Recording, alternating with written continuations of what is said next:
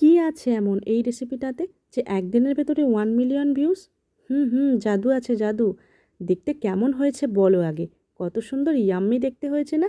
এই পুরো রেসিপিটাই zero oil, এক ফোঁটাও তেল আমি দিইনি।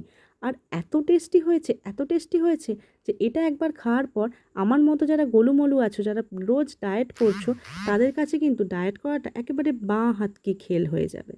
যাই হোক, আমি এখানে প্রায় 250 গ্রাম মতো বোনলেস চিকেন নিয়ে নিয়েছি। তার উপরে একটু লবণ দিয়ে দিয়েছি আর অনেকটা পরিমাণে আমি গোলমরিচের গুঁড়ো দিয়েছি। গোলমরিচের গুঁড়ো কেন ইউজ করেছি? কারণ আমি একটু ঝাল ঝাল জিনিসটা চাই। কারণ এখানে আমি লঙ্কার গুঁড়ো ইউজ করব না, তাই গোলমরিচের গুঁড়ো একটু বেশি করে ইউজ করেছি। আর দিয়েছি ড্রাই রোস্ট করে গুঁড়ো করে রাখা জিরে গুঁড়ো। আর একটা আমার স্পেশাল ভাজা মশলা, যেটা আমি স্পেশাল মেনুতে ইউজ করি। তো এই হচ্ছে যে গুঁড়ো মশলা। তোমরা চাইলে হলুদ গুঁড়ো ইউজ করতে পারো, কিন্তু চিকেনের এই টিক্কা কাবাবের স্টাইলের যে আমি চিকেনটা বানাবো, সেটাতে কিন্তু আমার সাদা সাদা রঙটাই বেশি ভালো লাগে। এখানে একটা বড় সাইজের পেঁয়াজ দিয়ে দিয়েছি আর একটা বড় সাইজের ক্যাপসিকামকে আমি এইভাবে টুকরো করে দিয়ে দিয়েছি। আর যেটা দিয়েছি সেটা হচ্ছে আমার বাড়িতে পাতা টক দই। এটা আমি 2 টেবিল চামচের একটু বেশি দিয়ে দিয়েছি। দিয়ে আমি খুব ভালো করে আদা পেঁয়াজ রসুনকে বেটে রেখেছিলাম সেইটা একটু দিয়ে দিলাম।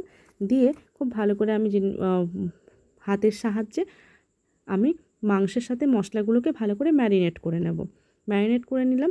ম্যারিনেট করে নেওয়ার পর প্রায় আধ ঘন্টা আমি এটাকে এরকমভাবেই রেখে দেবো, যাতে পুরো মাংসর মধ্যে মশলার ফ্লেভারটা ঢুকে যায়। যাই হোক, এই যে এরকম অবস্থা আমি চাপা দিয়ে রেখে দিয়েছিলাম। প্রথমে কড়াটা আমি অনেকক্ষণ গরম করে নিয়েছিলাম, তার উপরে আমি চিকেনগুলোকে এরকমভাবে দিতে থাকলাম আর সঙ্গে সঙ্গে চিকেনগুলো ভাজা ভাজা হতে আরম্ভ করলো। কিন্তু কড়াতে আমি কোনো তেল ইউজ করিনি, তাহলে কী করে ভাজা ভাজা হতে আরম্ভ করলো? এই যে টক দই দিয়ে আমি ম্যারিনেট করে রেখেছিলাম না, গরম কড়ার মধ্যে চিকেনটা দেওয়া মাত্রই টক দইটা চিকেনটাকে আস্তে আস্তে করে টক দইয়ের জলটা বেরোতে থাকলো এবং ওই জলেতেই চিকেনটা সেদ্ধ হতে থাকবে। এই যে এরকমভাবে চিরবির করে সেদ্ধ হচ্ছে। এখানে তোমরা দেখতেই পাচ্ছ যে আমি কোনো রকম তেল ইউজ করিনি। আর তেল না ইউজ করা সত্ত্বেও কিন্তু টক দই দেওয়া ছিল বলেই এই চিকেন থেকে জল বেরোচ্ছে এবং সেই জলটাতেই চিকেনটা ভাজা ভাজা হচ্ছে। আমি এই রেসিপিটা ট্রাই করে একটা অবাক হয়ে গেলাম যে সত্যি এরকম যদি মানে এই রকমভাবে যদি আমরা ডায়েট করি, তাহলে তো আমরা কেউ মোটাই থাকবো না, সবাই তো রোগাই হয়ে যাব, কেউ গোলুমোলুই থাকবো না, তাই না? যাই হোক, ওজন কমানোটা কিন্তু অনেকটা সহজ হয়ে যাবে আমাদের ক্ষেত্রে। তাই তোমরা যারা ওজন কমাতে চাও, তারা কিন্তু এই রেসিপিটা ট্রাই করতে পারো। আর চিকেন তো ওজন কমাতে গেলে একটা অপরিহার্য অংশ, কারণ চিকেনটা হচ্ছে সোর্স অফ প্রোটিন। প্রচুর পরিমাণে প্রোটিন থাকে চিকেনে, আমরা সকলেই জানি। আমরা যারা জিম করতে যাই তারাও জানি যে জিম ট্রেনাররা বলেন যে চিকেনের পরিমাণটা খাবারে রাখতে। তো এরকমভাবে তোমরা চিকেনটা কিন্তু খেতে পারো। যাই হোক, চিকেনটা এই জলেতেই সেদ্ধ হচ্ছে, চিকেনের গায়ে যে মশলাটা মাখানো ছিল সেই মশলার জলেতেই চিকেনটা সেদ্ধ হচ্ছে। কিন্তু চিকেনটাকে দেখে মনে হচ্ছে, একটা পিঠ যখন উল্টে দিয়েছি দেখে মনে হচ্ছে যেন একদম সুন্দর কেউ যেন পুড়িয়ে পুড়িয়ে ভেজে ভেজে দিয়ে যাচ্ছে, এতটাই সুন্দর হয়েছে। আরও কিছুক্ষণ ওয়েট করব, আরও কিছুক্ষণ নাড়াচাড়া করে জলটা যতক্ষণ না একদম পুরো শুকনো হয়ে যাচ্ছে ততক্ষণ পর্যন্ত আমি চিকেনটাকে অল্প আঁচেই রান্না করব আর চাপা দিয়ে ঢাকনা দিয়ে আমি রান্না করব।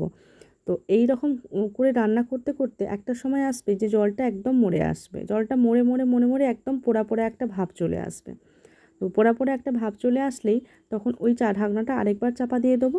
দিলে কি হবে, পুরো চিকেনটার মধ্যে একটা স্মোকি ফ্লেভার চলে আসবে, একটা পোড়া পোড়া ভাব চলে আসবে।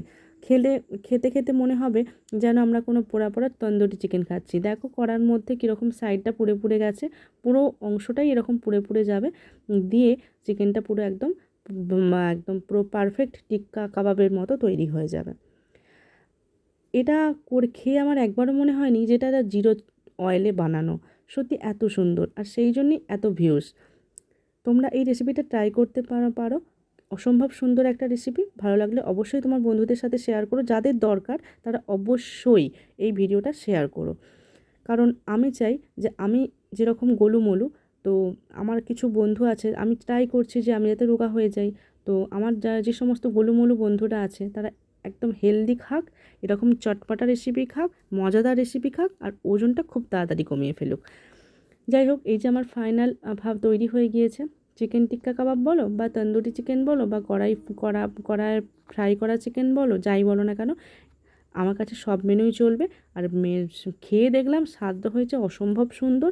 সত্যি এত সুন্দর, এত টেস্টি যে রান্না করেছি আমি নিজে, আমার নিজের হাতকেই বিশ্বাস হচ্ছে না আর মুখকেও বিশ্বাস হচ্ছে না যে এত সুন্দর খেতে হয়েছে।